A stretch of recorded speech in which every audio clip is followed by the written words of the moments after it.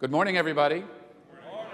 I just want to make sure you're all awake. How many of you come from not inside the Beltway?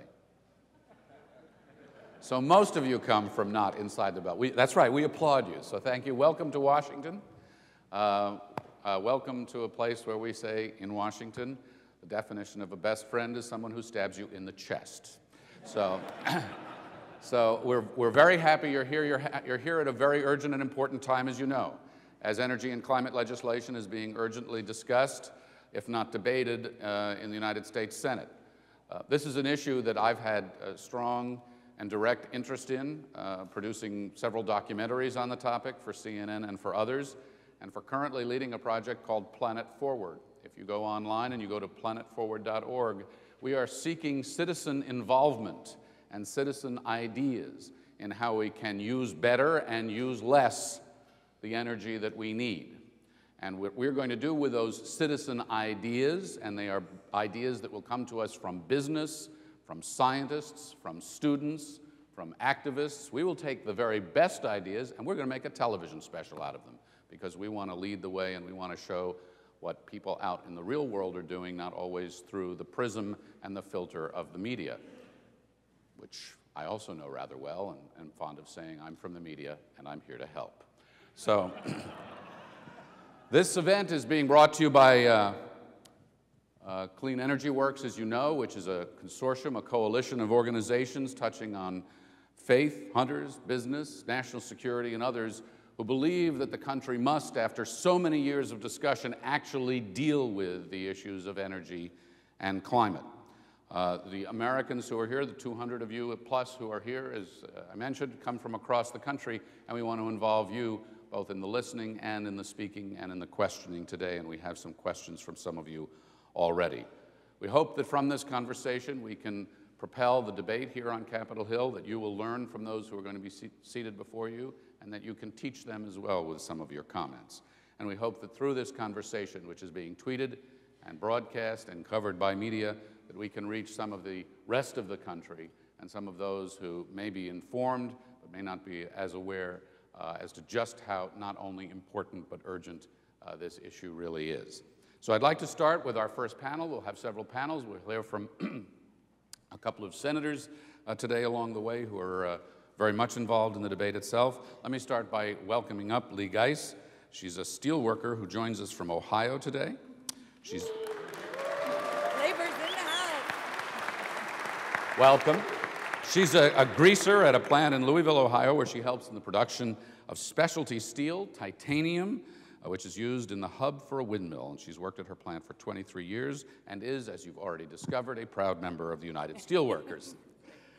George Vandal? Vandal. I told him earlier I don't want to turn him into a vandal, but he retired last year as Assistant Wildlife Division Director for South Dakota Game, Fish, and Parks Department in Pierre. He's a lifetime employee of the department, where his role was as the state's chief biologist in the management of wildlife resources and habitat, as well as hunting and fishing issues. George is also an avid angler and hunter who spends as much time as he can enjoying outdoor recreational opportunities in his home state, which does not begin to describe why you would be in this building today, but I think actually it does. So welcome. And then I'd like to introduce you to Robert Schmidt. He is someone I think you should watch because I have a hunch you're going to be reading about him in the top businessmen in the country in the years to come. At least I hope so. He co-founded Joule, which is a solar energy company, and he oversees commercial and residential sales. His day-to-day responsibilities range from coordinating current projects to developing new business opportunities. And yes, he is on top of the roof from time to time. Is that right? Yes, okay. Sir, I get sir out of the deal. This is pretty good. He graduated from Louisiana State University with a BS in biochemistry and has taken a great interest and now established a business that is in the business of solar energy. So folks, take a seat. Please make yourselves comfortable. And I'm the only one who's not tethered with a handheld microphone, so I'll sort of stand and wander around, and I might come out into the audience and give somebody a hard time, but probably not. Lee, why don't we start with you? Why are you here, and why is energy something that you've keyed into from your perch in Ohio? Well, Frank, thank you. My name is Lee Geis from Canton, Ohio.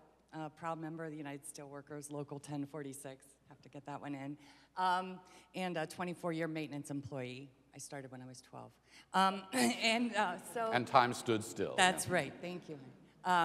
We believe that the steelworkers believe that if comprehensive climate change is done right, it will not only retain, but create thousands of jobs in the state of Ohio. How? Why? Well, can I give my little example? Yeah. As a greaser in the mill, otherwise known as an oiler. It doesn't make me mad to call me a greaser. I asked her what a greaser means, so We lubricate the equipment, right? Right below a millwright. And we anneal, pickle, and roll to gauge, we're a finishing mill, a product called titanium. That titanium, end-use products, goes into jets that become more fuel efficient, the hubs for windmills you mentioned, appliances to make them more energy efficient, solar panels, and a lot of good things. So we know we can build the energy of tomorrow. And you've looked at this bill, or you know some of the elements of this bill, and you feel that there are particulars in this bill that will tie directly to these jobs? We're working very hard to let everybody know that what we need in there, yes. Okay. George, you're not a greaser in a mill. You're an outdoorsman. Oh, that's correct. Your perspective on this? A little more selfish. I enjoy our natural resources myself, personally. I like to get out in the outdoors, and that's kind of my therapy. As you mentioned, I like to fish, and that's what keeps me sane, or at least reasonably close to being sane. I worked hard with a good team of people in the state of South Dakota, and we have created abundant wildlife and fisheries resources there. We're real proud of them, and as a result, we want to maintain them. And selfishly, I think all the hard work that we've done is in jeopardy if climate change isn't cleared up, if it isn't fixed. One more selfish little comment here. I'm doing this for Aiden and Nolan and Michaela and Jace and Sam. Those are my 5 grandchildren. They all live in South Dakota. I want the resources that they can use for their quality of life as good as I've had. What do you think the most important thing is that you'd like to, convey in terms of this particular bill at this particular time, without climbing into the particulars, the specifics of the bill? I mean, here you are. You're in the on Capitol Hill. I think the most important thing is the science is there. I mean, I don't think we're asking questions anymore on is climate change occurring. I think that's been answered. Now the issue is what can we do about it? And if we don't do anything about it, what impact is that going to have on our fish and wildlife resources? And as a biologist, as somebody who's worked in the field, as somebody who's worked with other professionals and non-governmental organizations all around the country, we know that there are threats and impacts that are going to occur to wildlife. Natural species and native species can't react quickly. And so slight changes in temperature can affect both fish and wildlife resources and do so in a dramatic fashion. They're not just going to pack up and move. They're not just going to go somewhere else. Some species are probably going to do pretty good. White-tailed deer, giant Canada geese, resident Canada geese, which are so abundant right now, may not be affected, but other species, migratory birds in particular, birds that nest in my neck of the woods, waterfowl that use wetlands, small 1-acre wetlands that are highly susceptible to changes in climate change.